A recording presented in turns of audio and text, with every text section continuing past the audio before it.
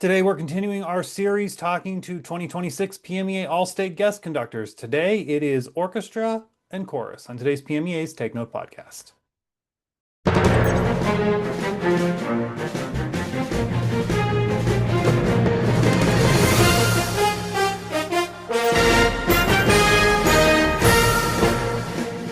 Hello, everyone, and welcome to this edition of PMEA's Take Note podcast. I'm Mark Despotakis. We are continuing our series talking to the 2026 PMEA All-State guest conductors. On today's edition, we are speaking with the orchestra conductor and the chorus conductor. So let's get right into it. I'm delighted to bring in Paul Shewan, who is the 2026 PMEA All-State orchestra conductor. Paul, thanks for being with us. Glad to be here. Thank you for having me. Let's start and let's level set a little bit. Just give us the rundown of who you are. What's your elevator speech? Okay, well, that's a good question. I have been teaching for quite some time at Roberts Wesleyan University, which is outside of Rochester, New York. I conduct the wind ensemble and the orchestra and teach trumpet, which is, I know, a little unusual, but I don't want to give up any of those things. I really enjoy my job working with students and so on. And I also play trumpet, so I hope the string players won't hold that against me. And I play part-time with the Rochester Philharmonic, and on occasion I conduct them as well. Very cool. So you kind of have the best of all worlds there. I do. I really enjoy what I do. That's cool. Very cool. Yeah. Well, we're delighted to have you as one of our All-State conductors this year. So let's get into that. Let's talk about the 2026 PMEA All-State Orchestra. What are the highlights of the musical program that you've selected? Well, it's an interesting program because it's a little of this and that. It's not one big work or anything like that. So outside of the first piece, which is Berlioz' Hungarian March, which is fairly short but fun and exciting, we do everything else is 20th century. So the Aaron Copland Buckaroo Holiday, which is from a larger work called Rodeo, is Copland is always tough, just difficult music, and he's one of those composers that it even sounds harder than it is, and that's not always the best pieces to do. You like to do it the other way around, but it's really worth doing. It's everything he does is so tricky, and he's got this American quality landscape, in this case kind of Western story line, and this kind of pioneer spirit. He is a non-romantic composer, not sentimental, but often nostalgic, and you can really sense that in his, especially in the slow pieces. And it's fun, and it's going to be, I think it's going to be our toughest piece, I think. Then we have the Elgar, that's composed in 1912. The Copland was 1942, by the way. And the Elgar is Crown Imperial. It's a suite from a larger work. And I think this is one of the underrated pieces of music. I just think it's fantastic. It's certainly an underrated Elgar piece, and particularly the last movement. It's called March of the Mogul Emperors. That thing is on fire by the end. I mean, it's hot. It's really, really cool. So I've had great experiences conducting that piece. People really, really enjoy it. So that's going to be kind of a nice discovery, I think, for a lot of people. And then we finish up with Huapango by Moncayo, the Mexican composer, Jose Pablo Moncayo. And that's just fun. It's just a fun piece. You can see it on YouTube with different conductors, and they're all, the students playing it sometimes, professionals, they're all having a ball with it. So that's just going to be a really, really cool, fun piece to play. Awesome. Yeah, this sounds like a great program, and a lot of great opportunities for the students as well that they're going to learn from the program. So as we talk about the students, what are you hoping the students will get out of this experience performing in the All-State Orchestra?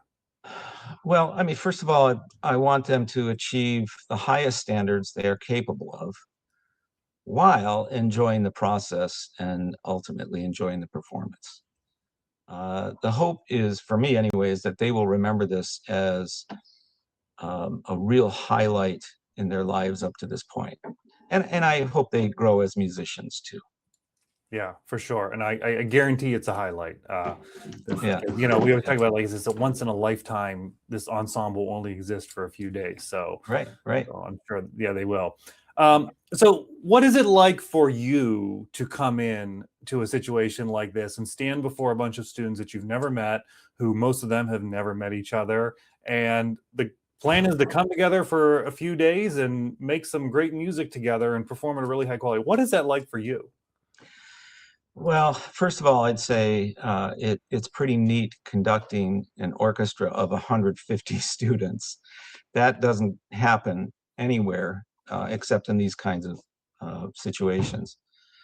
And of course, the experience is an honor for me, um, but they are also both fun and rewarding. Making music with students is something I really enjoy doing. I love to do that. It's very different than working with professionals, of course, which I enjoy too. But I have to admit, uh, this is working with students is more fun. Yeah.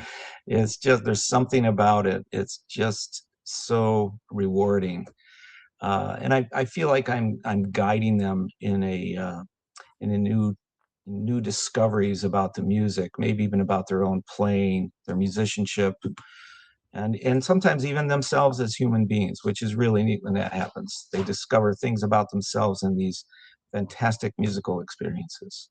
Yeah, that's very cool. I really appreciate that perspective. And I think that's good for the students to know as they came Mm. in. So then one more question on that front. These students are going to come into the Poconos not knowing you, except maybe from what they've seen in this podcast and some other Right. Zoom meetings that they have with you. What would be the one thing you would want the students to know about you before that first downbeat of that first rehearsal? Well, I want them to know that I will treat them with respect. I think that's crucial. This is not about me. I enjoy it. There's no question about it. But I understand that this is about their experience, their personal experience, their group experience. Um, so I'm there to give them the best musical experience I can. Awesome. Well, we are looking forward to it. We're looking forward to seeing you in the Poconos and seeing what the All-State Orchestra puts out. Paul Shewan, the 2026 All-State Orchestra conductor, thanks for joining us. Thanks so much. Well, now we are with our All-State Chorus conductor for 2026, Brian Winnie. Brian, thanks for joining us. Thanks for having me. It's great to be here. Yeah, we're looking forward, always looking forward to the chorus as the largest ensemble. And so really looking forward to having you with us. So let's start off with you telling us and all our viewers a little bit about yourself. Yeah. So it's kind of serendipitous to have this experience because this is a coming home for me in a lot of ways. I was born and raised north of Scranton, Pennsylvania, in a small town called New Milford. And my first all-state chorus experience was Pennsylvania All-State. I think the conductor at the time was Andre Thomas. And so getting this invitation and knowing what it did for me, is a big deal. So I'm excited to be present with this and to have an impact, hopefully, on students' lives that I did. But I am currently the director of choral studies at Western Illinois University, where I work with graduate students and supervise their learning, primarily teaching choral conducting, choral pedagogy, and then the top auditioned choirs, chamber singers and university singers. And this is my 8th year at Western. Before that, I taught at a small private liberal arts school for 4 years outside of Wichita, Kansas. I did my undergrad work at Penn State University and went and taught middle school first, right after Penn State, for 4 years outside of Philly. And then went and taught in Jersey for high school for about 4 years as well. And this is my kind of working toward an all-state experience is my joy, I think. I mean, guest conducting is really a chance to have such a powerful moment with students all together, working towards similar goals and whatnot. So for me, this is such an impactful moment, as I was mentioning, to come back home, but also just to be able to communicate with students who all feel and do the same stuff. So it's a little bit about me. Yeah, I love it. I love all the Pennsylvania connections. That's very cool, and I think all the students will appreciate that piece of the puzzle as well. So let's get into the meat of things. Talk to us a little bit about the musical selections that you have, the program selected for the 2026 All-State Chorus. Yeah, so I always like to program things with a theme in mind, and I think that it's important to have a through line with those pieces and whatnot. But I also wanted to make certain that we were looking at this from a lens from a lot of different student backgrounds. So we have representation of female composers, we have representation of African-American composers, LGBTQ plus composers, etc. And all of that interconnectivity is around a theme that's called Our Time Together. And really it's because all the pieces are talked about as shared human experience, whether that's dreams that we have, whether that's experiences we have with coming together to work toward a common goal. And so the whole thing starts off with a big shebang with Father Thunder, which is a Latvian folk tune. And I think the music of the Baltics has such an incredible diversity of vocal sounds. And the whole program features that kind of plethora of sounds that I'm really excited to work with students with. It's a research area of mine as to how the voice can authentically and sustainably sing multi-genre kind of voice qualities. And so that one is a little bit more folk tune-esque and has a chance to do a lot of percussion with the body and stuff like that with it. And then we've got some standards. We've got Elaine Hagenberg, who I just am a huge fan of.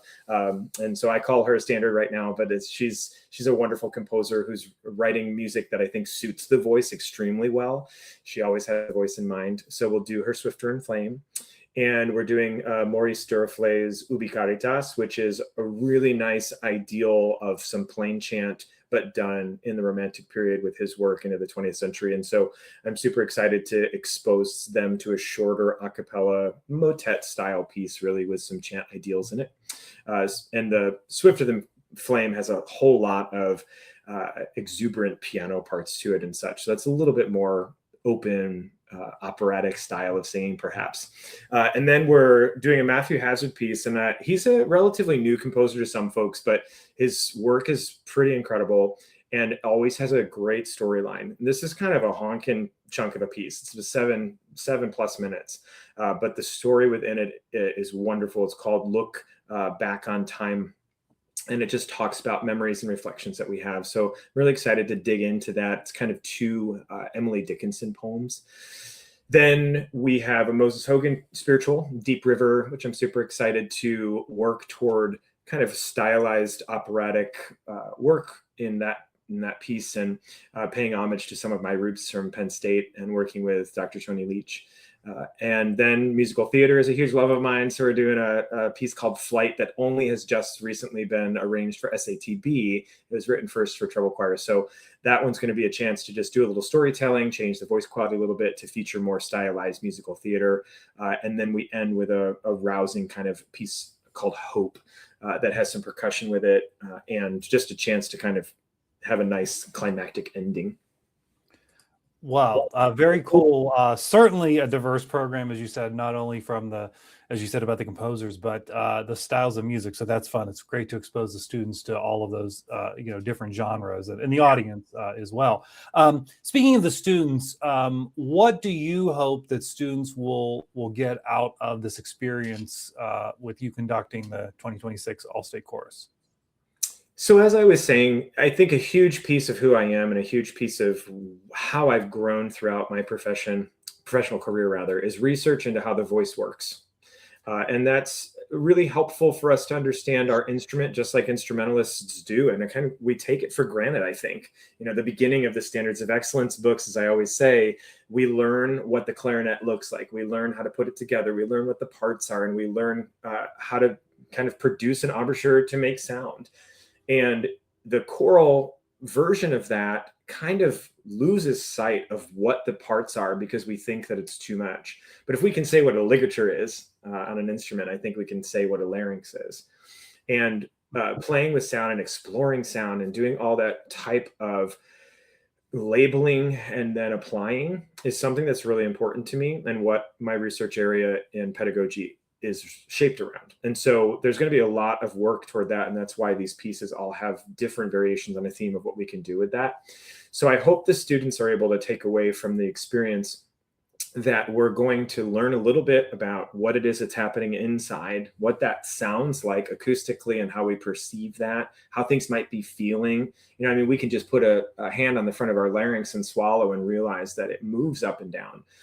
And being able to just understand what to let go of sometimes in order to produce sounds more sustainably or healthy, if you will, are some of the things we're going to delve into. So I'm hopeful that they can say, oh, wow, this is not just an experience with us coming together and doing a bunch of all-state style repertoire with a whole lot of singers who believe in the same thing and are eager to perform, but also willing to explore and learn in a large group setting, having individuals not being afraid to kind of model for each other, small group work within all of this. We'll do some tech stuff where we'll see the voice on a spectrogram, I hope, and be able to listen and label things from recordings that will be provided with the conductor's notes. So I just really hope they can walk away with the educational parts of it.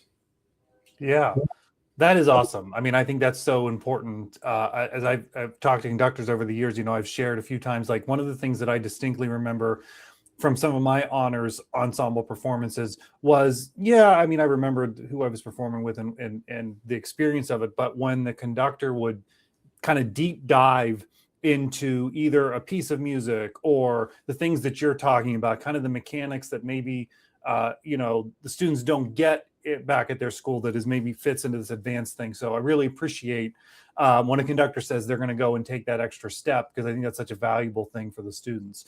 So that's awesome. That's awesome.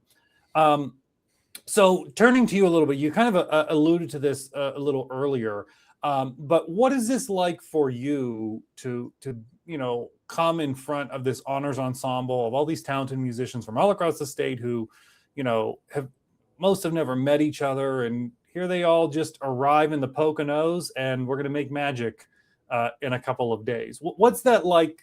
What's in your psyche there? What's that like for you? Each experience, I think, guest conducting is different. At the end of the day, I really hope that it feels just as normal to be in front of all the students I'm used to being in front of, because I want to be as authentically myself as I can. But with that in mind, I think when you get to an all-state experience, there's such energy in the room, and it's, by the time you're done, you're exhausted. I remember my first all-state experience as a singer. I didn't know what to expect. I had been in districts and regions and whatnot within the PA spectrum of festivals, and had done it on trumpet and jazz and orchestra and whatnot. But there's something about when you sing that first chord of the first tune, I think we were doing Eric Whitacre's Cloudburst or something, and you hear the amount of sound in the room and the amount of expectation in the room too, because everyone's expecting everyone to have brought as much as they can to the experience. And the focus was just, it literally was palpable. And I just remember at the end of that experience, I was in tears, because I think, and most people probably do get there, you get really emotional about what we just shared and how can I bring this back and even explain. I was from a really, as I said, small rural town. So it meant a great deal to me to have that opportunity. And as a conductor, I don't lose sight of that. I think something that I've always prided myself on is being a teacher at heart. And through all of the work and continued learning that I tried to do, I don't forget what it's like to be a learner for the first time. And so I know that in front of this group, I'll have a lot of energy and excitement.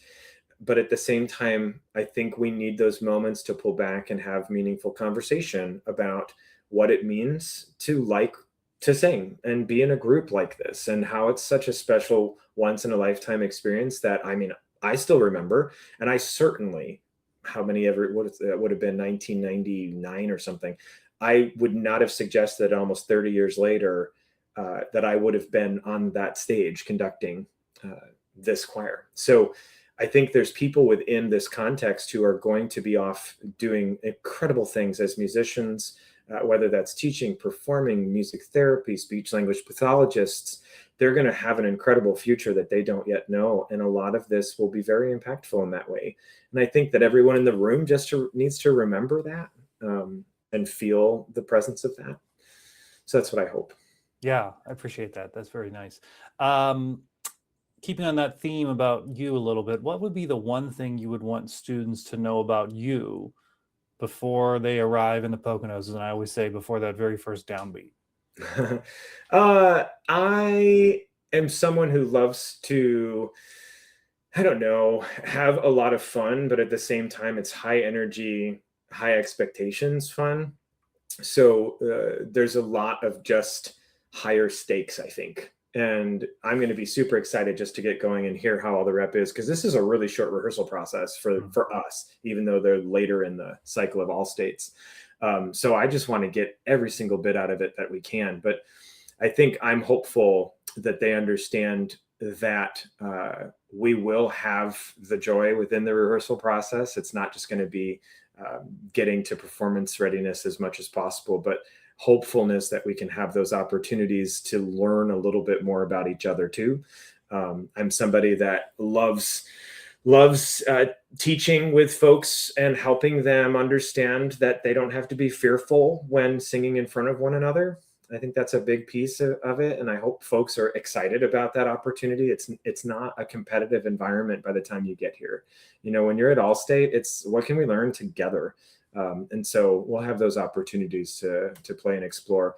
And for students not to be afraid to answer questions. I think when we get into a context where like, what's the right answer? The conversation is the right answer. I don't think it's about a right specific way to answer that question that may be asked at a given time. So those are things that I hope they'll be ready for, I suppose. Well, we're definitely looking forward to this, the exciting program and everything the students are going to get out of it. So Brian, Winnie, thanks for taking some time to talk to us today. So much for having me. I look forward to it. And we will we'll see you in just a few short weeks at this point in the Poconos. Yes. And thank you all for joining us on this edition of PMEA's Take Note podcast. We'll see you next time.